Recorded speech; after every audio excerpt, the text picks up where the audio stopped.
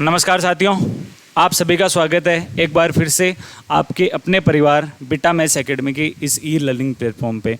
तो देखो, हमने एक नया टॉपिक स्टार्ट कर दिया है लास्ट क्लास में, जिसका नाम है बाइनोमियल थ्योरम, या फिर जिसको अपन हिंदी में बोल देते हैं द्विपद प्रमेय। ठीक है, अब ये जो टॉपिक है ना, ये काफ़ी इंपॉर्टेंट साबित होता है जब आपका पीजीटी लेवल का एग्जाम हो, क्योंकि जो DSSB का सिलेबस है ना, उसके पीजीटी के सिलेबस में बाइनोमियल थ्योरम टॉपिक एग्जैक्ट लिखा हुआ है, तो आपको ये टॉपिक पढ़ने की भी ज़रूरत पड़ेगी। ठीक है, अब चूँकि ये जो टॉपिक है ना, इसकी लास्ट क्लास में हमने इसका जो कंसेप्ट है, इसमें जो प्रॉपर्टीज़ यूज में आते हैं, कौन कौन से फॉर्मूले यूज आते हैं, इसका जो संपूर्ण बेसिक है वो हमने लास्ट क्लास में कवर कर लिया है।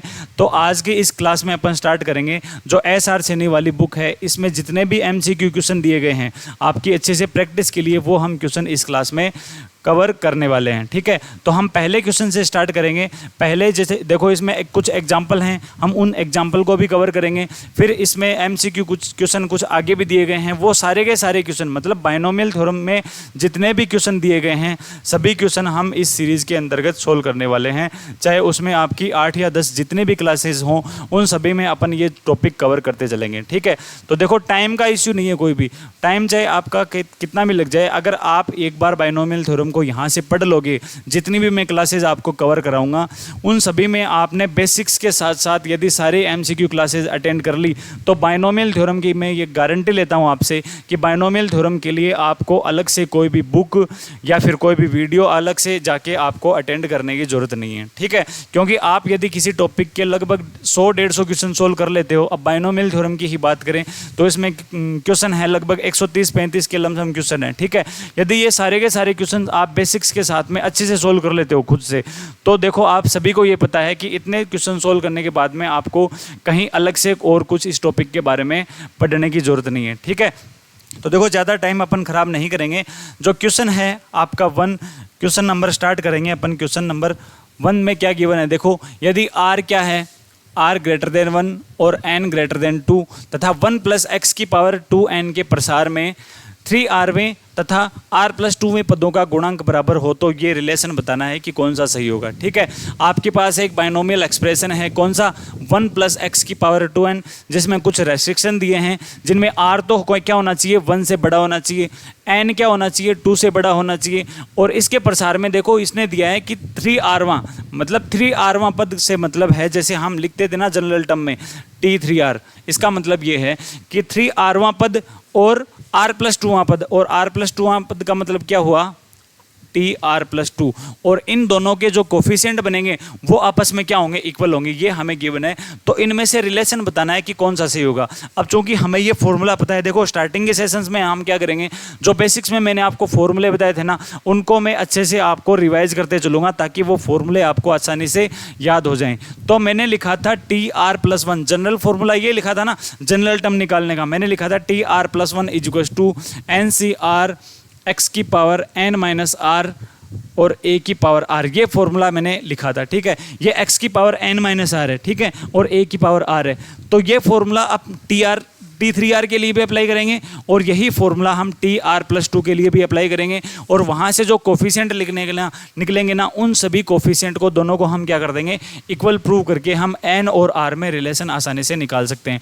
अब देखो, ये तो R+1 के लिए, यदि TR+1 करेंगे तब हमें R लेना है। ठीक है, यहाँ पर ऑलरेडी 3R दिया गया है, तो हम क्या करेंगे, R की जगह देखो, यदि हम TR+1वां पद निकाल रहे हैं तो यहाँ पर NCR करते हैं और ये N - R करते हैं।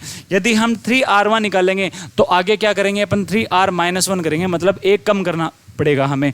तो इसको मैं ये लिख सकता हूँ कि ये तो 3R-1 और ये +R, देखो बन गया ना, ये R+1 की फॉर्मेशन बन गया, जहाँ पर R की वैल्यू हम देखो किससे कंपेयर कर लेंगे अपन, 3R-1 से कंपैरिजन कर लेंगे, और इसी को मैं ये लिख सकता हूँ, R+2 को मैं लिख सकता हूँ कि ये तो R+1 और +1 है। हमें देखो यहाँ पर +1 का साइन लेके आना है, R चाहे कुछ भी हो वो हम कंपेरिजन करके R बना सकते हैं। ठीक है, अब ये फॉर्मूला यदि लगाएंगे अपन, तो N की जगह यहाँ पर कितना है, 2N है ना, तो ये मैंने लिखा 2nc, r होता है यहाँ पर, r की जगह कितना है 3r-1, ठीक है, r-1 है। अब x की पावर को लेने की जरूरत नहीं है ना, x की पावर को लेने की जरूरत नहीं है। क्यों नहीं है? क्योंकि इसमें हमें कोफिशिएंट को इक्वल बताना है, तो x तो वेरिएबल है तो कोफिशिएंट में तो वो शामिल होगा नहीं। x के अलावा क्या है 1, अब 1 की पावर चाहे आप कुछ भी कर लो ये हमेशा 1 ही रहेगा, तो इसका जो कोफिशिएंट है ना ये हम केवल बाइनोमियल कोफिशिएंट यही लेंगे, ठीक है। आगे हमें टाइम खराब करने की जरूरत नहीं है, x की पावर निकालने में हम टाइम खराब नहीं करेंगे। इसी तरीके से यहाँ पर भी क्या बन जाएगा 2nc(r+1), ये इसका बाइनोमियल कोफिशिएंट आ गया। ये दोनों इक्वल कब होंगे? ये दोनों इक्वल कब होंगे? देखो मैंने आपको एक प्रॉपर्टी लिखाई थी, सब ये चीज़ें मैं आपको बेसिक्स में बता चुका हूँ कल वाली क्लास। यदि आपने प्रीवियस क्लास हमारी अटेंड नहीं करी है, बाइनोमियल थ्योरम का फर्स्ट सेशन अटेम्प्ट नहीं किया है, तो आपको ये क्लास अटेम्प्ट करने से पहले वो क्लास देखने की बहुत ज़्यादा ज़रूरत है, क्योंकि मैंने उस क्लास में आपको बाइनोमियल थ्योरम में जितने भी कंसेप्ट बनते हैं, जितने भी क्वेश्चन पुटअप होने की ज़्यादा संभावना रहती है, वो सारे के सारे कंसेप्ट मैंने आपको उस क्लास में ऑलरेडी बता दिए हैं, ठीक है। तो सबसे पहले मैं तो यही बोलूँगा कि आप वो क्लास अटेंड करके आओ, ठीक है। अब देखो मैंने एक प्रॉपर्टी लिखाई थी कि यदि nc(x) = nc(y) आ जाए तो आप दो पॉसिबिलिटी लगा सकते हो। क्या लगा सकते हो? कि इसमें से यदि ये तो हो सकता है कि x और y आपस में बराबर हो सकते हैं। कब? जब nc(x) और nc(y) आपस में इक्वल हों, तब एक तो पॉसिबिलिटी ये बनेगी कि x और y आपस में इक्वल होंगे, और एक ये बनेगी कि जो x + y का सम है ये किसके बराबर आएगा? ये n के बराबर आएगा। दो पॉसिबिलिटी मैंने आपको बताई थी, ठीक है। अब मैं कौन सी लगाऊंगा? ये पॉसिबिलिटी लगाऊंगा यहाँ पर कि जो x + y है इसका सम किसके बराबर आना चाहिए? n के बराबर आना चाहिए। तो यहाँ पर देखो ये तो x है, ये y है, तो इन दोनों को ऐड किया 3r-1 और r+1, तो 1 से 1 कैंसिल हो गया, और 3r और प्लस r कितना आ जाएगा? देखो मैं डायरेक्टली लिख रहा हूँ, ये 4r, और 4r की वैल्यू किसके बराबर आ रही है? 2n, तो 2r किसके बराबर आ जाएगा? n। ये रिलेशन कौन से ऑप्शन में दिया है? ये रिलेशन देखो आपके पास n = 2r, ये ऑप्शन नंबर फर्स्ट में ही दिया है। अब मैंने यही क्यों लिया, ये क्यों नहीं लिया? क्योंकि ये यदि हमें लेंगे तो हमें r की एग्जैक्ट वैल्यू मिल जाएगी। तब हमें ऑप्शन से देखना पड़ेगा कि ऑप्शन हमें कौन से रिलेशन से दिए गए हैं। यदि r की हमें ये एग्जैक्ट वैल्यू पूछता तब हम ये रिलेशन लेते। देखो ये रिलेशन लेने पर हमें क्या मिलेगा? x और y को इक्वल प्रूव करने हैं ना, तो 3r-1 = r+1 कर देंगे। तो देखो ये बना 3r-1 = r+1। यहाँ से r कितना आया? 1 आ गया ना। यदि ऑप्शन में r की वैल्यू 1 होती, ठीक है, ऑप्शन में यदि r की एग्जैक्ट वैल्यू दी गई होती तो हम r = 1 को राइट आंसर लगा देते। इसके साथ साथ यदि एक ऑप्शन, ये ऑप्शन काट के मैं ये कर दूं कि r = 1, और यहाँ पर मैं लिख दूं बोथ लिख दूं, बोथ 1 and 3, तो क्या करते हैं अपन? बोथ 1 and 3 इसका राइट आंसर लगा देते, ठीक है।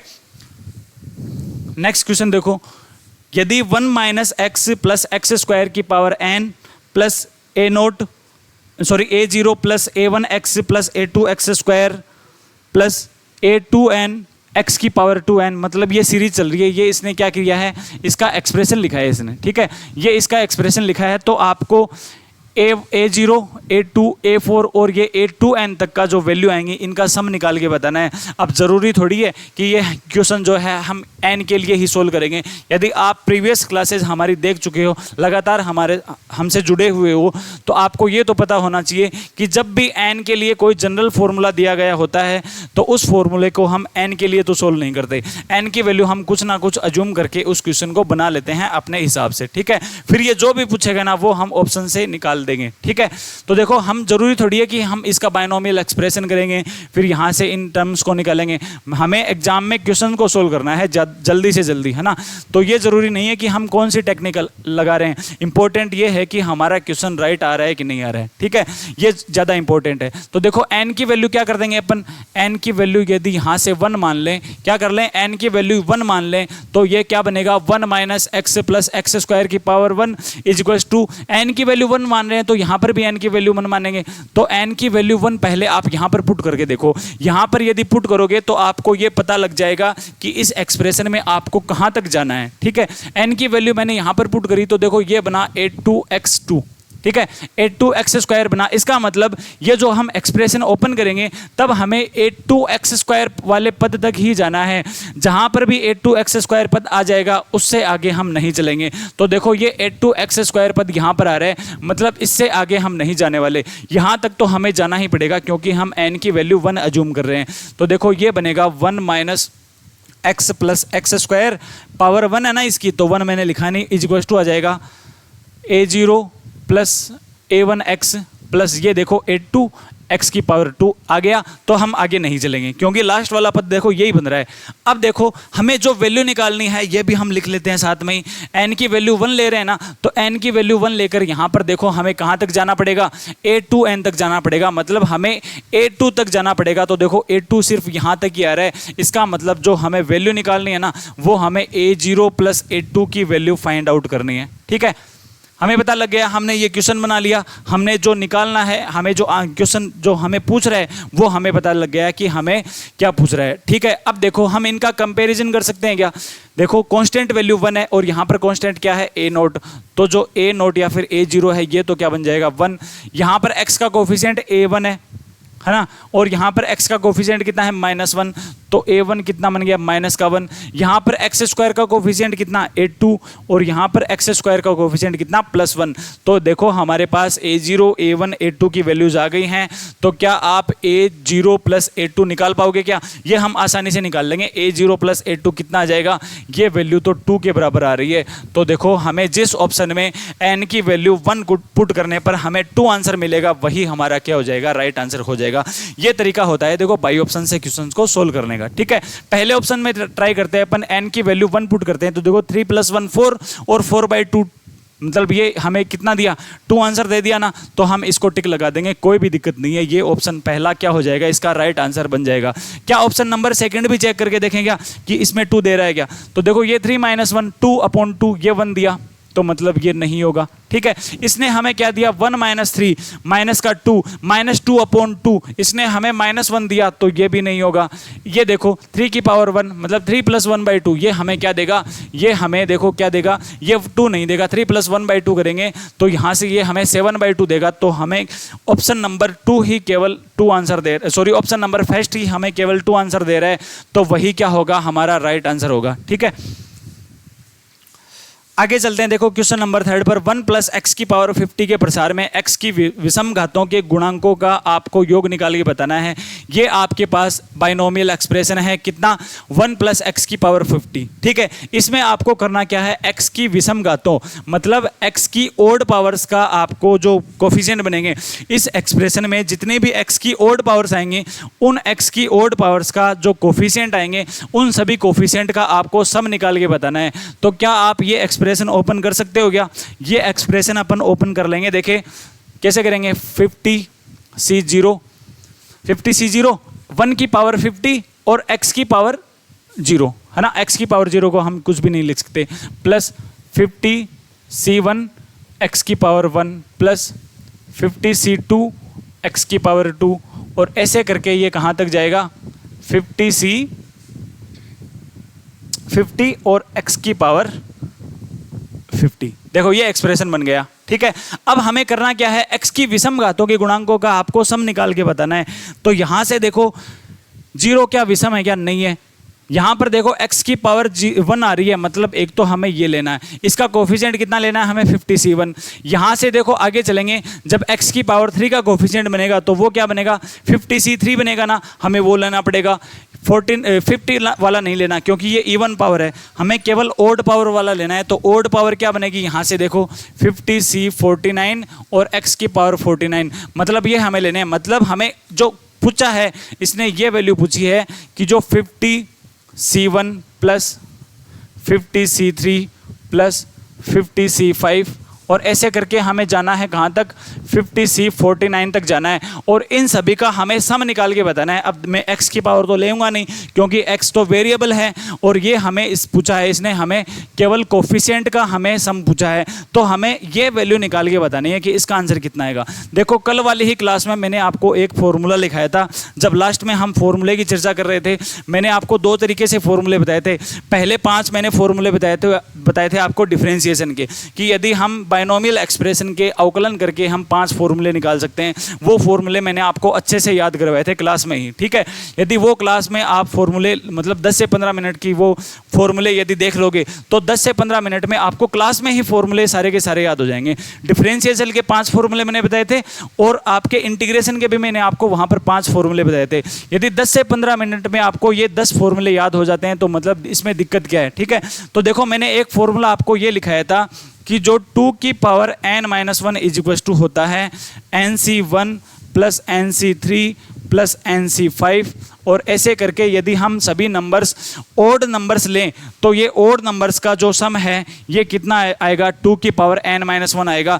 इसी तरीके से सिमिलरली यदि हम इवन नंबर्स का लें, यहाँ पर nc0 लिख दूँ, nc2, nc4, nc6, nc8, यदि इन सभी का हम सम निकालें तो वो भी कितना आता है, वो भी 2 की पावर n-1 ही आएगा। इसका मतलब देखो यहाँ पर ये फॉर्मूला अप्लाई हो सकता है क्या, देखो फर्क क्या है, सिर्फ n की जगह 50 तो है, तो ये फॉर्मूला अपन अप्लाई कर देंगे जो कि किसके बराबर आ जाएगा, 2 की पावर n-1 होता है ना, तो n की जगह 50 है तो 50 - 1 49, ये वैल्यू हमने निकाल ली फॉर्मूला यूज करके। 2 की पावर 49 कौन से ऑप्शन में आएगा, ऑप्शन नंबर सेकंड क्या हो जाएगा, इसका राइट आंसर हो जाएगा, ठीक है। यदि वो क्लासेस आपने अटेंड नहीं करी है तो वो क्लास मैं आपको मस्ट वॉच करूंगा कि वो क्लास आपको जरूर देख लेनी चाहिए ताकि यहां से चीजें आपको अच्छे से क्लियर होती हो जाएं, ठीक है। देखो नेक्स्ट क्वेश्चन देखो, एग्जाम्पल नंबर 4 है आपके पास, x की पावर 4 - 1 अपॉन x की पावर 3 और इसकी होल पावर दे रखी है इसने 15, और इसके एक्सप्रेशन में आपको x की पावर 39 का कोफिशिएंट निकाल के बताना है, ठीक है। x की पावर 39 का कोफिशिएंट, ये क्वेश्चन सेम टू सेम मैंने आपको कल वाली क्लास में जब बेसिक्स बताया था उस क्लास में मैंने आपको वैसे तो ये क्वेश्चन बता दिया था, ठीक है, लेकिन फिर से देख लेते हैं अपन। देखो x की पावर 39 का कोफिशिएंट निकालना है तो सबसे पहले हम जनरल टर्म वाला फॉर्मूला अपन अप्लाई करेंगे इसमें। तो देखो क्या बनेगा, 15 c r की वैल्यू हमें अभी पता नहीं है तो r हम एग्जैक्ट ऐसा का ऐसा रखेंगे। x की पावर 4 और उसकी पावर 15 माइनस r बनेगी ना, तो मैंने पावर्स को मल्टीप्लाई कर देंगे तो 16 - 4r बन जाएगा, ठीक है। फिर माइनस का 1 अपॉन x की पावर 3 और इसकी पावर हमें लेनी पड़ेगी r।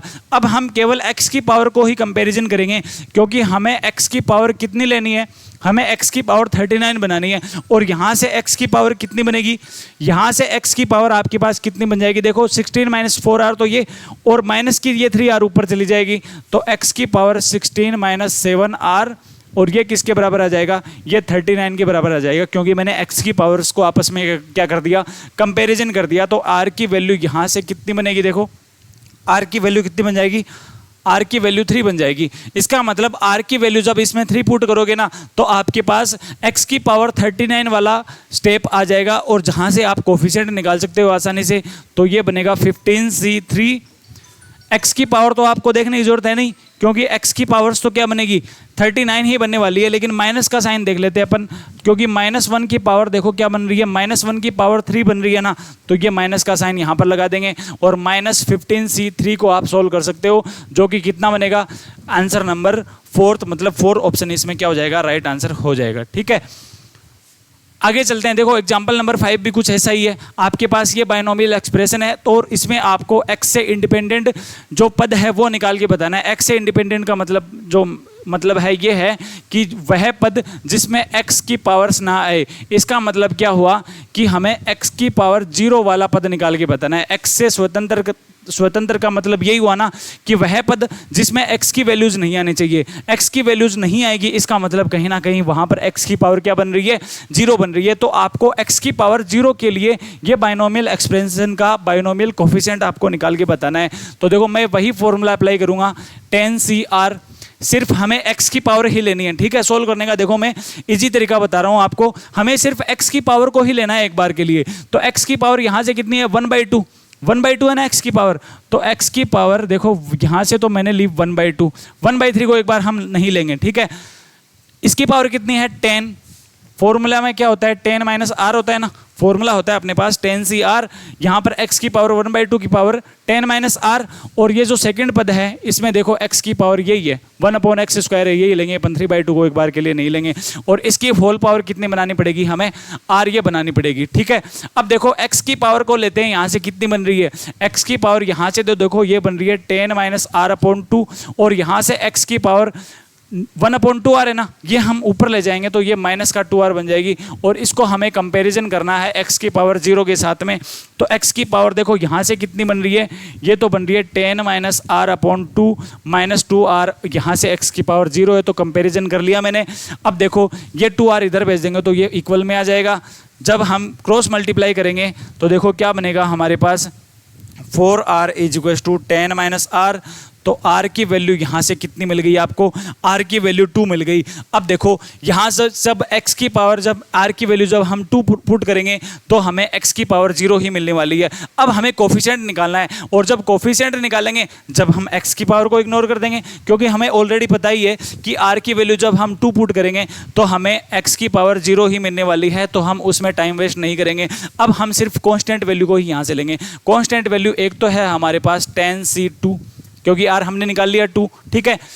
यहाँ से कितना है 1/√3 है ना, तो 1/√3 की पावर कितनी बननी चाहिए, 1/√3 की पावर आपके पास 10 - r बननी चाहिए, और 10 - r हमने निकाल लिया कितना 8, ठीक है। 3/2 की पावर आपके पास कितनी बननी चाहिए, r बननी चाहिए, मतलब 2 बननी चाहिए, ठीक है। अब देखो ये कोफिशिएंट बना, इसको हम सोल्व कर लेंगे। तो tan c2 को सोल्व कैसे करेंगे, 10 × 9/2, ठीक है। √3 की 1/√3 की पावर 8, मतलब 1/3 की पावर 4, यहाँ से 3 की पावर 2 और ये 4, ठीक है। ये कैंसिल हो जाएगा 9 टाइम, ये 9 से 9 कैंसिल, ये 2 से 5 हो गया, और 5/4 इसका क्या जाएगा, राइट आंसर आ जाएगा, ठीक है। ये कैलकुलेशन है, ये आप सोल्व कर सकते हो आसानी से, कोई दिक्कत नहीं है इसमें।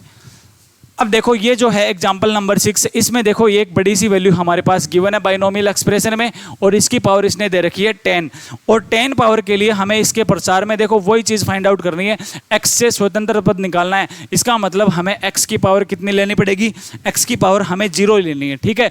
लेकिन सबसे पहले देखो ये सोल्व करना पड़ेगा हमें, क्योंकि इतने बड़ी वैल्यूज़ के लिए हमने बाइनोमियल एक्सप्रेशन नहीं पढ़ा है, ठीक है। हमने सिर्फ 2 वैल्यूज़ के लिए बाइनोमियल एक्सप्रेशन पढ़ा है, ठीक है। तो पहले ये सोल्व करेंगे अपन, क्या ये जो x है इसको अपन क्या ये लिख सकते हैं क्या, ये तो x की पावर 1/3 का क्यूब है, ये बना सकते हैं क्या x को, ये बना सकते हैं, कोई दिक्कत नहीं है। इसी तरीके से अपन 1 को भी अपन सीधा ही लिख देंगे 1 की पावर 1/3, क्योंकि 1 की पावर कितनी ही कर लो चाहे आपको 1 ही मिलेगा। अब ये देखो आपके पास एक फॉर्मूला बन जाएगा, a की पावर 3 + b की पावर 3। फॉर्मूला क्या होता है, a की पावर 3 + b की पावर 3 का फॉर्मूला होता है a + b ब्रैकेट, और फिर दूसरे ब्रैकेट में आता है a² + b² और माइनस का ab। ये फॉर्मूला होता है किसका, a³ + b³ का। फॉर्मूला अप्लाई कर देंगे तो देखो a + b मैंने लिखा कितना, x की पावर 3 + 1, ठीक है। फिर लिखेंगे अपन a² का मतलब x की पावर 1/3 का स्क्वायर, तो बनेगा x की पावर 2/3। फिर माइनस का ab होता है तो ये बनेगा x की पावर 1/3 और फिर प्लस का 1। ये फॉर्मूला मैंने अप्लाई कर दिया, और नीचे देखो क्या बन रहा है आपके पास, नीचे x की पावर 2/3 माइनस x की पावर 1/3 + 1। ये मैंने क्यों किया, अब आपको समझ में आया क्या, ये मैंने क्यों किया, क्योंकि ये देखो ये वैल्यूज़ क्या हो रही हैं, आपस में कैंसिल हो रही हैं। x की पावर 2/3 माइनस x की पावर 1/3 + 1, ये देखो सेम ही आ रहा है। ये वैल्यूज़ को कैंसिल करने के लिए मैंने ये फॉर्मूला अप्लाई किया था, ठीक है। फिर माइनस का sign, x - 1 x minus x की पावर 1/2, और इसकी होल पावर हमें कितनी लेनी है, इसकी होल पावर हमें 10 लेनी पड़ेगी, ठीक है। अब देखो ये तो वैल्यूज़ कैंसिल हो गई, यहाँ से क्या मिला हमें, यहाँ से हमें मिला x की पावर 1/3 + 1, फिर माइनस का साइन। ऊपर से क्या कर सकते हैं अपन, x - 1 को क्या √x + 1 √x - 1 लिख सकते हैं क्या, क्योंकि ये जो x है इसको अपन x की पावर 1/3 इसको अपन लिख सकते हैं √x का स्क्वायर, ठीक है। ये माइनस का 1 बन जाएगा, माइनस का 1 स्क्वायर, तो a² - b² का फॉर्मूला अप्लाई करके इसको a + b और a - b बना सकते हैं। तो इसको मैंने लिख दिया √x + 1 और √x - 1 अपॉन, यहाँ से मैंने √x को कॉमन ले लिया, तो ये √x कॉमन आने के बाद में यहाँ से क्या मिलेगा, √x - 1। अब देखो √x से ये √x - 1 कैंसिल हो जाएगा, बचा क्या यहाँ से √x + 1 अपॉन √x। इसको भी मैं सेपरेट कर लूँगा ताकि ये √x और √x क्या बन जाए, माइनस का 1 बन जाए, और ये प्लस का 1 दोनों मिलकर क्या हो जाएंगे, कैंसिल हो जाएंगे, ठीक है। तो x की पावर 1/3 + 1 माइनस का साइन, इसको सेपरेट किया तो ये माइनस का 1, ये माइनस का अंदर मल्टीप्लाई हो जाएगा तो प्लस के साइन को ये माइनस में बना देगा, और ये 1 अपॉन √x, इसकी होल पावर 10, 1 से ये 1 कैंसिल, तो अल्टीमेटली आपके पास कितना आ जाएगा, ये आपके पास आ जाएगा, देखो आपके पास वैल्यूज आ गई एक्स की पावर 1/3 माइनस 1 अपॉन एक्स की पावर 1/2 और इसकी होल पावर 10। ये आपके पास बाइनोमियल एक्सप्रेशन ओपन होते हुए आ गया। ठीक है, अब देखो आपके पास एक सिंपल सा बाइनोमियल एक्सप्रेशन है जिसमें कांस्टेंट टर्म नहीं है, बिल्कुल भी कांस्टेंट टर्म एक ही नहीं है, मतलब एक्स में ही कांस्टेंट एक्स में ही वैल्यूज आ रही हैं। तो आपको एक्स की पावर 0 का कोफिशिएंट कैसे निकालोगे, फॉर्मूला अप्लाई कर देंगे tan CR।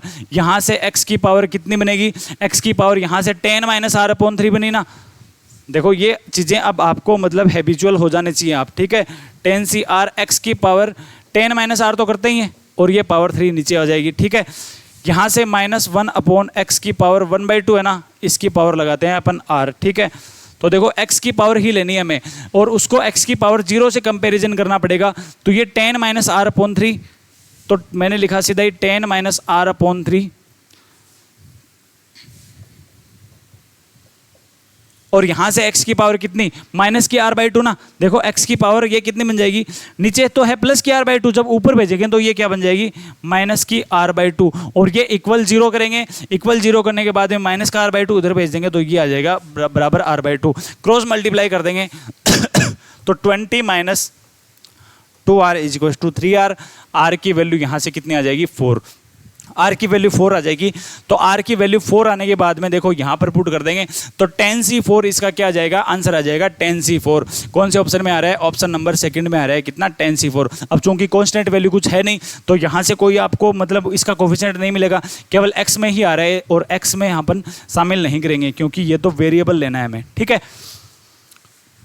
अगला क्वेश्चन देखो, क्वेश्चन नंबर 7 में क्या गिवन है, √2 + 3 की पावर 1/5 और इसकी होल पावर कितनी है, 10 और इसके एक्सप्रेशन में आपको परिमेय पदों का योग निकाल के बताना है। देखो मैंने आपको एक फॉर्मूला बताया था बेसिक्स में, मैंने आपको ये फॉर्मूला बताया था, यदि a की पावर 1/p प्लस b की पावर 1/q और इसकी होल पावर यदि कैपिटल N हो और यदि इसमें हमें रेशनल नंबर्स की संख्या, सम नहीं, रेशनल नंबर की यदि संख्या पूछे कि कितने रेशनल नंबर बनेंगे, तो यहाँ से मैंने फॉर्मूला लगाया था capital N upon LCM of P and Q। ठीक है, ये फॉर्मूला मैंने बताया था। ठीक है, यदि P और Q में से कोई नंबर N को पूरा डिवाइड कर रहा है तो हम क्या कर देंगे, इसमें +1 को ऐड भी कर देंगे। ठीक है, ये देखो इसका अलग से एक प्रॉपर्टी है। ठीक है, इसमें +1 को ऐड करेंगे कब, जब P और Q में से एक नंबर इसमें डिवाइड होता हो। ठीक है, 2 को अपन क्या लिख सकते हैं, यहाँ से 2 को मैं लिख सकता हूँ 2 की पावर 1/2, √2 को मैं लिख सकता हूँ 2 की पावर 1/2, 3 की पावर 1/5 एज इट इज़ और इसकी होल पावर 10। क्या ये इसी फॉर्मेशन में है, क्या ये इसी फॉर्मेशन में है, लेकिन इसने हमें योग पूछा है तो पहले योग तो निकाल लेंगे अपन, लेकिन पहले ये तो पता कर लें कि इसमें जो रेशनल टर्म है वो कितने बनेंगे, क्योंकि ये जो फॉर्मूला है ना ये हमें रेशनल टर्म की संख्या बताता है। तो सबसे पहले हम क्या करेंगे, रेशनल टर्म ये देखेंगे कि कितने रेशनल टर्म बनेंगे, फिर उनका हम योग निकाल सकते हैं। ठीक है, तो यहाँ से देखो, ये देखो 2 और 5 दोनों ही 10 से डिवाइड कर रहे हैं, इसका मतलब ये जो फॉर्मूला बनेगा ना इसमें हमें 1 जोड़ना भी पड़ेगा। तो ये 10 upon LCM of P and Q, LCM of 2 and 5 कितना बनेगा, 10 ही बनाना और इसमें 1 ऐड किया तो आपके पास 2 रेशनल टर्म बनेंगे। कितने बनेंगे, 2 इसमें रेशनल टर्म बनेंगे। अब वो निकालेंगे कैसे, देखो यहाँ से हम क्या कर देंगे, इसका जनरल टर्म का फॉर्मूला अप्लाई कर देंगे। जनरल टर्म का यदि फॉर्मूला अप्लाई करें तो देखो ये बनेगा आपके पास tan CR, √2 की पावर कितनी लेनी है, 10 - R और 3 की पावर 1/5 की पावर कितनी लेनी है, R। इसको थोड़ा और सोल्व कर लेते हैं। देखो tan CR 2 की पावर यहाँ से कितनी मिली, 2 की पावर यहाँ से 10 - R/2, 10 - R/2 और 3 की पावर कितनी मिल जाएगी, R/5। अब देखो R की वैल्यू हम क्या लें, R की वैल्यू हम क्या लें ताकि ये 2 है ये भी हमें एग्जैक्ट वैल्यू दे और 3 भी हमें एग्जैक्ट वैल्यू दे। क्यों, क्योंकि हमें रेशनल टर्म ही निकाल के बताने हैं। क्या बताने हैं, रेशनल टर्म ही बताने हैं। अब यदि 2 की पावर यहाँ से देखो फ्रैक्शनल आ गई, जैसे 1/3 1/4 फ्रैक्शनल आ गई, मतलब 2 की पावर हमें इंटीजर नहीं मिली। यदि 2 की पावर इंटीजर हमें नहीं मिलेगी तो क्या वो रेशनल टर्म होगा, क्या वो रेशनल ना होकर क्या बन जाएगा, वो इरेशनल टर्म बन जाएगा। इसका मतलब आपके पास 2 की पावर भी क्या आनी चाहिए, इंटीजर आनी चाहिए और 3 की पावर भी क्या आनी चाहिए, इंटीजर आना चाहिए। आर की आपको ऐसी वैल्यूज अज्यूम करनी है, ऐसी वैल्यू लेनी है आर की ताकि 2 की पावर भी इंटीजर आए और 3 की पावर भी इंटीजर आए, ताकि ये ऑल ओवर जो पूरा पद है ये क्या बन जाए, एक रैशनल टर्म बन जाए। और आपको आर की ऐसी 2 वैल्यू मिलेगी। क्यों, क्योंकि हमने ये निकाल लिया है कि टोटल रैशनल टर्म इसमें कितने बनने वाले हैं, 2 बनने वाले हैं। तो देखो आर को हम 0 मान सकते हैं क्या, पहले देखते हैं अपन r को 0 बना के। r यदि 0 ले लें तो ये देखो 2 की पावर 5 बन गई, मतलब इंटीजर है, कोई दिक्कत नहीं है। और ये 3 की पावर 0 बन गई, मतलब ये r की वैल्यू जब 0 लेंगे तो ये हमें रेशनल टर्म ही देगा। तो देखो पहला पद तो अपने पास कितना आ गया, 10c0, 2 की पावर 5 और 3 की पावर 0 को हम लिखेंगे नहीं, ठीक है, पहला रेशनल टर्म। अब हमें दोनों का योग निकालना है तो मैंने प्लस का साइन लगा दिया। r की वैल्यू 1 ले सकते हैं क्या, 1 नहीं ले सकते क्योंकि दोनों ही हमें इंटीजर नहीं मिलेंगे, ठीक है, 2 पर भी नहीं मिलेंगे, 3 पर भी नहीं मिलेंगे, 5 पर देखते हैं। अब 5 पर ये तो हमें 3 की पावर 1 मिल जाएगी, 3 में तो हमें इंटीजर मिल जाएगा, लेकिन क्या यहाँ पर इंटीजर मिलेगा क्या, ये 5/2 बन जाएगी जो कि इंटीजर नहीं है। तो 2 की पावर 5/2 ये बनेगा, इरेशनल टर्म बन जाएगा, लेकिन हमें रेशनल टर्म ही लेना है। 5 से आगे चलेंगे 6 7 8 9, हम 8 9 तक हमें नहीं मिलेंगे। फिर देखो हम r की वैल्यू 10 लेकर देखते हैं, r की वैल्यू 10 ली तो 2 की पावर तो क्या बन जाएगी, 0, कोई दिक्कत नहीं है, बनने दो। यहाँ से 3 की पावर कितनी बन जाएगी, 2 बन जाएगी। इसका मतलब हमें r की वैल्यू कितनी लेनी है, r की वैल्यू 1 हम 10 ले सकते हैं। तो देखो 2 की पावर 0 और 3 की पावर 2, ये हमारे पास देखो 2 रेशनल टर्म आ गए। अब इन दोनों का हमें सम निकाल देना है। तो देखो 10c0 की वैल्यू कितनी 1, 2 की पावर 5 कितना 32, फिर प्लस का साइन, 10c10 की वैल्यू 1 और 3 का स्क्वायर 9। अब देखो 32 + 9 कितना हो जाएगा, 41, इसका राइट आंसर हो जाएगा, ठीक है। आगे चलते हैं। देखो √2 + 1 की पावर 6 का आपको उच्चतम पूर्णांक मान निकाल के बताना है। देखो उच्चतम पूर्णांक का मतलब है आपको ग्रेटेस्ट इंटीजर वैल्यू निकाल के बतानी है, किसकी, √2 + 1 की होल पावर 6 की, ठीक है। अब देखो सीधा तो इसका फॉर्मूला कुछ है नहीं कि हम √2 + 1 की पावर 6 का हम सीधा ही जो इंटीजर है वो निकाल पाएँ। तो देखो हमें क्या करना पड़ेगा, इसमें जो √2 + 1 की होल पावर 6 है, इसमें मैंने क्या कर दिया, एक बार के लिए √2 - 1 की होल पावर 6 को मैंने प्लस कर दिया, ठीक है। ये मैंने प्लस क्यों किया, ये चीज़ आपको आगे क्लियर हो जाएगी, ठीक है। √2 + 1 की पावर 6 में हमें निकालना है, इसमें मैंने एक और एक्स्ट्रा वैल्यू ऐड कर दी, √2 - 1 की पावर 6। अब देखते हैं, देखो ये बाइनोमियल एक्सप्रेशन कैसे ओपन होगा। तो देखो 6c0, √2 की पावर हमें कितनी लेनी है, 6 लेनी है, 1 की पावर चाहे कितनी ले लो कोई फर्क पड़ेगा नहीं। यहाँ से 6c1 √2 की पावर 5 मतलब कम होती जाएंगी, और ये आगे जाके 6c6 और √2 की पावर कितनी बन जाएगी, 6 - 6 मतलब 0। अब देखो ये मैंने इसका एक्सप्रेशन खोल दिया, फिर प्लस का साइन, ये एक्सप्रेशन ओपन करेंगे तो देखो 6c0 √2 की पावर 6, कोई दिक्कत नहीं है। फिर जब आगे वाला ओपन करेंगे तो देखो ये बनेगा 6c1 √2 की पावर 5, लेकिन -1 की पावर भी हमें 1 लेनी पड़ेगी। क्या लेनी पड़ेगी, क्योंकि ये देखो माइनस का 1 आ रहा है, और -1 की पावर यदि हम 1 लेंगे तो ये वैल्यू देखो क्या बन जाएगी, ये वैल्यू हमारे पास क्या बन जाएगी, माइनस की बन जाएगी। क्या बन जाएगी, ये वैल्यू माइनस में आ जाएगा। तो देखो 6c1 और √2 की पावर 5, ठीक है। इसी तरीके से आगे चलेंगे, जब 6c2 √2 की पावर 4 और -1 की पावर 2 जो कि मिलके प्लस ही बनाएगी, तो प्लस का ये वैल्यू देखो इसमें ऐड होती चली जाएगी। लेकिन जो ओड पावर आ रही है, ओड पावर वाली टर्म क्या बनेगी, माइनस का साइन लेते चली जाएंगी। तो यहाँ से देखो हम इसको आगे लिख सकते हैं कि 6c6 और √2 की पावर कितनी, 0, ठीक है। अब देखो ये जो माइनस वाले हैं ना, ये तो देखो इससे कैंसिल हो जाएगा, ठीक है। इसी तरीके से √2 की पावर 3 वाला टर्म भी कैंसिल हो जाएगा, √2 की पावर 5 वाला टर्म भी कैंसिल हो जाएगा, 3 वाला भी कैंसिल हो जाएगा, ये वैल्यू कैंसिल हो जाएंगी।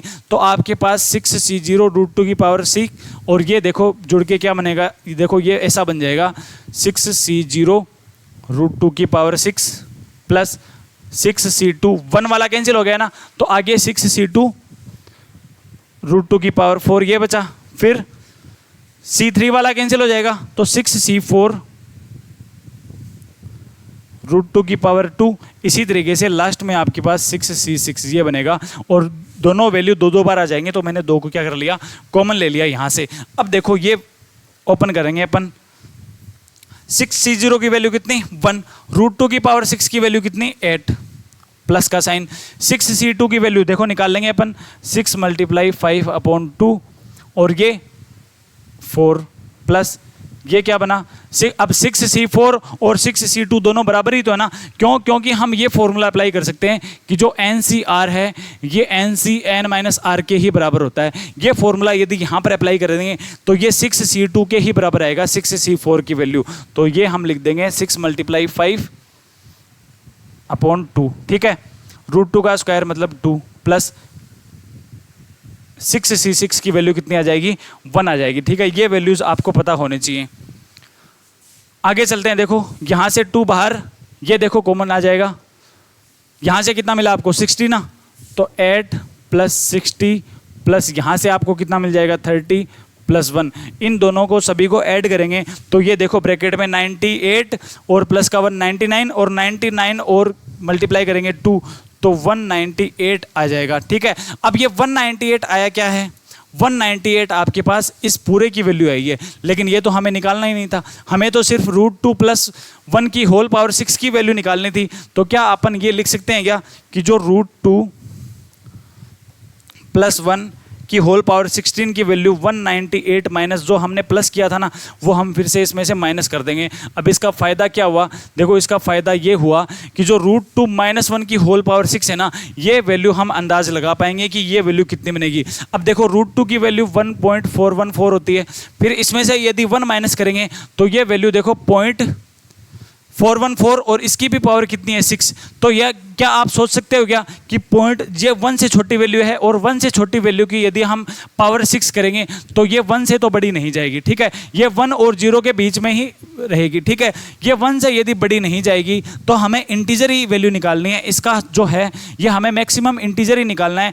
तो यदि हम 198 में से कोई 1 से छोटा ही नंबर माइनस करेंगे तो हमारे पास देखो क्या आएगा 197 पॉइंट ऐसे करके कुछ आंसर आएगा। इसका मतलब इसकी जो मैक्सिमम इंटीजर वैल्यू है वो कितनी बनेगी, 197 ही बनेगी। समझ में आएगा ये, क्यों मैंने क्या किया 198 तो यहाँ से निकाल लिया और 198 में से ये नंबर माइनस कर दिया। अब ये वैल्यू हम अंदाज लगा पाएंगे कैसे, क्योंकि √2 तो बनता है 1.414, इसमें से यदि अपन 1 को माइनस कर देंगे तो ये 0.414 बन जाएगा और इसी का यदि हम पावर 6 करेंगे तो ये वैल्यू हमें पता है 1 से छोटी ही रहेगी और 1 से छोटी वैल्यू को हम 198 में से माइनस करेंगे तो 197 पॉइंट समथिंग करके कुछ आंसर आएगा। अब चूंकि इसने हमें इंटीजर पूछी है, मैक्सिमम इंटीजर पूछा है, तो 197 ही क्या हो जाएगा, इसका राइट आंसर हो जाएगा। ठीक है, अगला क्वेश्चन देखो, यदि 1 प्लस एक्स की पावर m और 1 माइनस एक्स की पावर n, ये देखो एक ही एक्सप्रेशन है, ये दोनों क्या आ रहे हैं मल्टीप्लाई में आ रहे हैं, दोनों अलग अलग नहीं है। ठीक है, क्या एक्सप्रेशन में यदि x का तो गुणांक किसने कितना दे दिया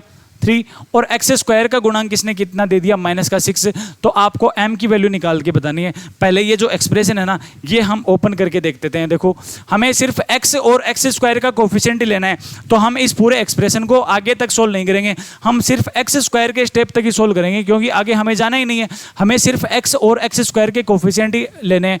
तो देखो ये मैंने इसको ओपन कर लिया, 1 plus mx plus m into m-1/2 और ये एक्स स्क्वायर, आगे हम नहीं जाएंगे। फिर multiply 1 minus n x plus n into n-1/2 x square. ये मैंने देखो आपको बेसिक्स में बताया था ना कि binomial theorem for any index number, उसके लिए मैंने ये फॉर्मूला अप्लाई किया था, तो देखो वही फॉर्मूला मैंने यहाँ पर लगाया।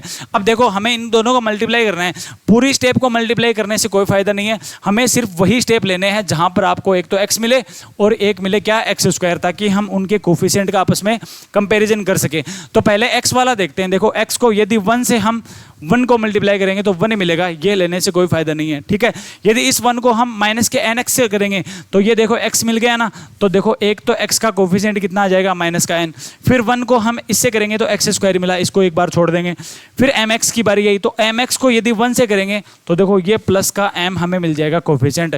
आगे यदि करेंगे तो x का कोफिशिएंट हमें कभी भी नहीं मिलेगा। ठीक है, ये आ गया आपके पास x का कोफिशिएंट जो कि कितना दिया इसने 3, तो मैंने कर लिया m-n इक्वल्स टू कितना आ जाएगा 3, मैंने इक्वेशन 1 बना ली। ठीक है, फिर हमें क्या लेना है एक्स स्क्वायर का कोफिशिएंट, तो देखो फिर से 1 को किया तो ये नहीं मिला, फिर देखो मैंने 1 को यदि इससे किया तो देखो n into n-1/2 x square का कोफिशिएंट हमें मिल जाएगा ना यहाँ से, तो देखो एक्स स्क्वायर का कोफिशिएंट आ जाएगा एक तो n इंटू n-2।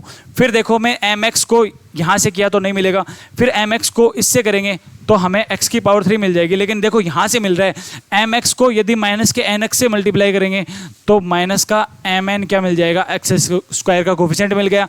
mx को इससे करेंगे नहीं मिलेगा, फिर आगे देखो इस वैल्यू को हम 1 से करेंगे तो हमें एक्स स्क्वायर का कोफिशिएंट कितना मिलेगा m इंटू m-1/2, और ये देखो कितना आ रहा है, ये माइनस का 6 आ रहा है। ठीक है। अब देखो दोनों इक्वेशंस को सोल्व करके आपको m की वैल्यू निकालनी है, तो क्या यहाँ से n निकाल पाओगे? क्या यहाँ से n की वैल्यू निकाल लेंगे अपन m-3, और ये जो n की वैल्यू है ना, ये हम यहाँ पर पुट कर देंगे, तो देखो ये बनेगा m-3 m-4 माइनस का m इंटू m-3 प्लस ये एज इट इज रखा, अपॉन में 2 आ रहा है ना, तो पूरी इक्वेशंस को क्या कर देंगे अपन 2 से मल्टीप्लाई, तो ये देखो 2 आ गया और यहाँ पर माइनस का 12। ठीक है, अब देखो ये ओपन कर लेंगे, तो m² माइनस का 7m प्लस 12 माइनस का 2m² plus 6m plus m² minus का m इज टू माइनस का 12। ठीक है, ये मिल गया। अब देखो m² से कुछ कैंसिल हो रहा है क्या? m² से माइनस का 2m² और ये प्लस का m² कैंसिल। अब देखो m की वैल्यू देखते हैं, माइनस का 7m प्लस का 6m, मतलब ये माइनस का m और माइनस का m माइनस का 2m। ठीक है, प्लस का 12 और ये इधर जाएगा तो माइनस का 12 पहले से है, तो देखो माइनस का 24, तो m की वैल्यू आपके पास 12 आ जाएगी प्लस की। ठीक है, m की वैल्यू 12 आ रही है ऑप्शन नंबर 3 में। नेक्स्ट क्वेश्चन देखते हैं, यदि x प्लस वाई की पावर n के एक्सप्रेशन में कोफिशिएंट का जो सम है वो कितना आ रहा है? ये आ रहा है 4096, तो आपको इस प्रसार में अधिकतम द्विपद गुणांक वाला पद निकाल के बताना है कि वो कितना होगा। ठीक है, यदि x प्लस वाई की पावर n के एक्सप्रेशन में यदि जो कोफिशिएंट बन रहे हैं उन सभी कोफिशिएंट का यदि सम 4096 है, तो देखो एक तरीका होता है कोफिशिएंट का सम निकालने का तरीका होता है, यदि आप x की जगह 1 और y की जगह 1 पुट करके जब निकालो, तो देखो ये क्या बनेगा 2 की पावर n बनाना, और ये देखो किसके बराबर आ रहा है? ये आ रहा है 4096 के। क्या यहाँ से n की वैल्यू निकाल लेंगे क्या? तो ये आप कंपैरिजन करके भी देख भी सकते हो। देखो मैंने यदि लिया, यदि हम x प्लस वाई का स्क्वायर लें, तो आपको क्या पता है कि ये होता है x² plus 2xy plus y², ये इसका प्रसार होता है। ठीक है, अब यहाँ से तो कोफिशिएंट देखो कितना बन रहा है 1 2 और 1, मतलब जो कोफिशिएंट का सम हमें कितना मिल रहा है 4 मिल रहा है। तो ये फॉर्मूला लगा के देखते हैं कि यहाँ से जो 4 मिल रहा है कि नहीं मिल रहा। x की जगह और 1 की जगह x और y की जगह 1 पुट कर दो, तो 1 और 1 पुट किया तो देखो 2 का स्क्वायर 4 ही मिला। ठीक है, इसी तरीके से आप x प्लस वाई की होल पावर 3 के लिए भी अप्लाई कर सकते हो, जो कि कितना बनेगा x की पावर 3 प्लस यहाँ से 3 यहाँ से 3 और यहाँ पर y की पावर 3 आता है ना, सिर्फ कोफिशिएंट ले रहे हैं अपन, तो देखो 1 और 3 कितना 3 और 1, तो देखो कितना बन गया, ये 8 बन गया ना, मतलब कोफिशिएंट का सम 8 बन रहा है। तो यहाँ से भी देखो x और y की जगह 1 पुट करेंगे तो 2 की पावर 3 ये देखो 8 ही आ रहा है, मतलब कोफिशिएंट का यदि सम हमें दिया गया है तो आप यहाँ से n की वैल्यू आसानी से निकाल सकते हो। तो 2 की पावर n यदि 4096 के बराबर है तो n यहाँ से कितना आ गया, n की वैल्यू यहाँ से 12 आ जाएगी। तो देखो ये एक्सप्रेशन आपके पास कुछ ऐसा बनेगा कि x प्लस वाई की पावर 12 के लिए आपको अधिकतम द्विपद गुणांक निकाल के बताना है, और अधिकतम द्विपद गुणांक हमें कौन से पद में मिलता है? वो हमें मिडिल टर्म में ही मिलेगा। चाहिए ये देख लो, यहाँ से मिडिल टर्म कितना था 2xy था ना, तो इसका कोफिशिएंट देखो 2xy, मतलब अधिकतम द्विपद गुणांक हमें यहीं पर मिल रहा है। अधिकतम बाइनोमियल कोफिशिएंट यहाँ पर कितना है 2 है ना, तो ये मैक्सिमम हमें मिडिल टर्म पर ही मिलेगा। यदि यहाँ पर मिडिल टर्म निकालेंगे तो 2 मिडिल टर्म आ रही हैं आपके पास, कितनी आ रही हैं 2 आ रही हैं, 3 और 3, लेकिन 3 और 3 पर ही क्या आ रहा है आपका बाइनोमियल कोफिशिएंट है ना, ये सबसे मैक्सिमम आ रहा है। तो देखो हमें सबसे पहले हमें क्या निकालनी पड़ेगी, यहाँ से इसका मिडिल टर्म निकालना पड़ेगा। और मिडिल टर्म निकालने का फॉर्मूला मैंने बताया था कि ये n पर डिपेंड करता है। यदि आपका n इवन हो तो फॉर्मूला बनेगा n/2 + 1, और यदि n नंबर आपका ओड नंबर हो तो आपको 2 मिडिल टर्म मिलेंगे, एक तो मिलेगा n + 1/2 और एक मिलेगा n + 3/2। ठीक है, अब चूंकि यहाँ पर n इवन नंबर है तो मिडिल टर्म इसका क्या निकलेगा, जो मिडिल टर्म है इसको शॉर्ट में मैं एमटी लिख रहा हूँ, तो मिडिल टर्म क्या बनेगा 12/2 + 1 ना, तो 6 + 1, मतलब इसका जो 7वां टर्म है वही क्या होगा, इसका मिडिल टर्म होगा, और वही क्या होगा इसका मैक्सिमम बाइनोमियल कोफिशिएंट वाला पद होगा, कौन सा 7वां। अब वो निकाल के बताना है आपको, तो T7 आपको फाइंड आउट करना है। T7 को क्या मैं लिख सकता हूँ, T7 को क्या मैं 6 + 1 लिख सकता हूँ क्या, क्योंकि हमें फॉर्मूला भी कुछ ऐसे ही तरीके से याद है। T6 + 1 का फॉर्मूला बनेगा, क्या बनेगा 12C6 है ना, 12c6 और आगे ये देखो हमें कुछ लेना नहीं है क्योंकि हमें सिर्फ बाइनोमियल कोफिशिएंट ही लेना है और बाइनोमियल कोफिशिएंट यही होता है। तो 12c6 की वैल्यू आप फाइंड आउट कर सकते हो। कौन सा ऑप्शन बनेगा, शायद ऑप्शन नंबर 3 या देख लेना आप। 12c6 की वैल्यू आप खुद निकाल कर ये ऑप्शन आप जो राइट आंसर आएगा वो आप कमेंट बॉक्स में बता देना कि 10 आगे लगा के, और जो ऑप्शन बनेगा 1 2 3 इनमें से कौन सा होगा ये आंसर आप कमेंट बॉक्स में निकाल के बता देना। ठीक है, आपको 12c6 की वैल्यू फाइंड आउट करनी है। अगला क्वेश्चन देखो, यदि 1 + x की पावर n ये इसके बराबर दिया गया है, एक सीरीज बन रही है, मतलब ये देखो इसका एक्सप्रेशन दिया है इसने 1 + x की पावर n का, तो आपको ये वैल्यू निकाल के बतानी है। ठीक है, तो देखो मैंने कल ही फॉर्मूला लिखाया था, एग्जैक्ट वर्क का वही फॉर्मूला इसने पूछ लिया है। तो इसका जो आंसर है ये आपको याद आ गया होगा। इसका आंसर कितना बनेगा, 2NCN बनेगा। क्या बनेगा, 2NCN इसका राइट आंसर बनेगा, क्योंकि मैंने आपको फॉर्मूला लिखाया था 1+, ये मैंने फॉर्मूला लिखाया था, देखो 2 फॉर्मूले लिखाए थे मैंने। एक तो लिखाया था ये 2NCN-R का लिखाया था, जो कि कितना लिखाया था मैंने, NC0 NCR, ठीक है, प्लस NC1 NCR+1, ऐसे करके ये वैल्यू आगे जाएगी NCR-1, सॉरी ये NCN-1 NCR-1 और NCN, ये मैंने फॉर्मूला लिखाया था। ठीक है, R की वैल्यू यदि आप NCN-R बनेगा, सॉरी ये, ठीक है, ये मैंने आपको कल वाली क्लास में फॉर्मूला लिखाया था कि 2NCN-R का ये फॉर्मूला बनता है। यदि इसी फॉर्मूले में अपन R की वैल्यू 0 पुट कर दें, क्या करते हैं, R की वैल्यू इसी फॉर्मूले में 0 पुट कर दें, तो यहाँ से तो बन जाएगा 2NCN, ठीक है, और यहाँ से क्या मिलेगा, NC0 का स्क्वायर प्लस NC1 का स्क्वायर। ठीक है, ये फॉर्मूला बनेगा। देखो यही पूछा है यहाँ से, NC0 का स्क्वायर, NC1 का स्क्वायर, NC2 का स्क्वायर, तो ये किसके बराबर आना चाहिए, ये 2NCN के बराबर ये आना चाहिए। तो ऑप्शन नंबर फर्स्ट ही क्या हो जाएगा, इसका राइट आंसर हो जाएगा। ठीक है, अब मान लो आपको ये फॉर्मूला याद नहीं है, ठीक है, यदि ये फॉर्मूला याद नहीं है तब भी आप इस क्वेश्चन को सोल्व कर सकते हो एकदम अच्छे से, कम से कम टाइम में। कैसे, देखो n दिया है इसने, n को जरूरी थोड़ी है कि आपको n के लिए सोल्व करना पड़ेगा। आप n की वैल्यू 1 या 2 कुछ भी मान लो, चलो n की वैल्यू मैंने 1 मान ली, n की वैल्यू यदि 1 मानी मैंने, तो 1 + x किसके बराबर आ जाएगा, यहाँ से n को 1 कर दो, तो ये क्या बना, C1x बनाना। तो आपको केवल C1x तक ही लेना है, आगे नहीं जाना। तो 1 + x बराबर क्या आ जाएगा, C0 + C1x। ठीक है, कंपैरिजन जब करोगे तो C0 की वैल्यू तो कितनी आ जाएगी, 1, C1 की वैल्यू कितनी आ जाएगी, 1 आ जाएगी। अब यहाँ से जो पूछा है ना, ये निकाल देंगे, C0 का स्क्वायर मतलब 1 प्लस C1 का स्क्वायर मतलब 1। तो जो ऑप्शन हमें n की वैल्यू 1 पुट करने पर 2 आंसर देगा, वही हम राइट आंसर लगा देंगे। ऑप्शन नंबर फर्स्ट में चेक करके देखते हैं, इसने दिया 2C1, अब 2C1 की वैल्यू कितनी आएगी, 2 ही तो आएगी। तो ऑप्शन नंबर फर्स्ट ही क्या हो जाएगा, इसका राइट आंसर हो जाएगा। ये नहीं देगा, क्यों नहीं देगा, क्योंकि यहाँ से n को 1 पुट करेंगे तो ये 2C2 बनेगा। तो 2C2 की वैल्यू कितनी होती है, 1 ही होती है, तो ये आंसर नहीं होगा।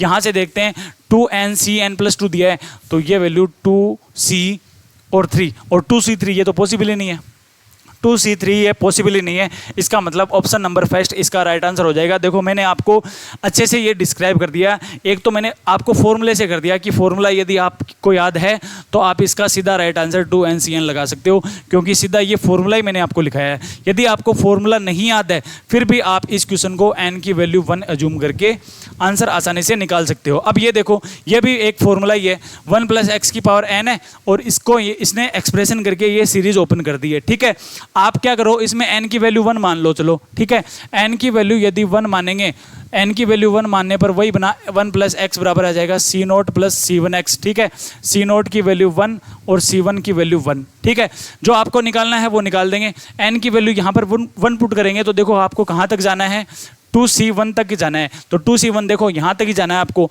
तो C0 की वैल्यू 1 प्लस 2 × C1 की वैल्यू कितनी है, 1। तो देखो आपके पास 3 आंसर आना चाहिए। जो ऑप्शन आपको n की वैल्यू 1 पुट करने पर 3 आंसर देगा वही हमारा राइट आंसर हो जाएगा। तो ऑप्शन में देखते हैं, n की वैल्यू 1 पुट करो यहाँ से, तो 2 की पावर 0 1, n+2 मतलब ये 3, मतलब ऑप्शन नंबर फर्स्ट हमें दे रहा है, तो ऑप्शन नंबर फर्स्ट ही क्या हो जाएगा, राइट आंसर। चलो आगे देख लेते हैं। इसने दिया हमें 2 × 2, इसने 4 दिया, तो ये नहीं होगा। ठीक है, इसने हमें कितना दिया, n+1, इसने हमें कितना दिया, इसने हमें 2 दिया, तो ये भी नहीं होगा। इसने देखो 2 की पावर 1 और n+2, मतलब इसने दिया 2 × 3, इसने 6 दिया, तो ये भी हमारा राइट आंसर नहीं होगा। तो ऑप्शन नंबर फर्स्ट ही हमारा क्या हो जाएगा, राइट आंसर हो जाएगा। ठीक है,